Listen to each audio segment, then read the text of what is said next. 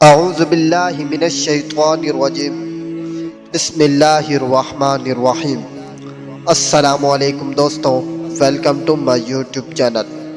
دوستوں، آج ہم آپ لوگوں کو ایک ایسے صحابی کے بارے میں بتائیں گے جس کو جنت کے سارے دروازے پکاریں گے۔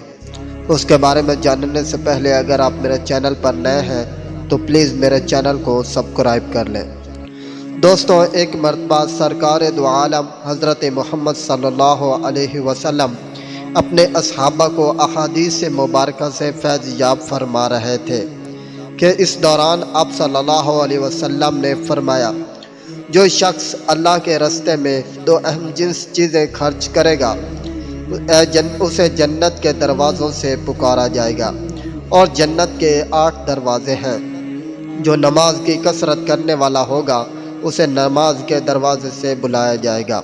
جو جہاد کی کثرت کرتا ہوگا اسے باب جہاد سے بلایا جائے گا۔ جو صدقہ کرنے میں فائق ہوگا اسے باب صدقہ سے بلایا جائے گا، اور جو روزہ کثرت سے رکھتا ہوگا اسے باب الریان سے بلایا جائے گا۔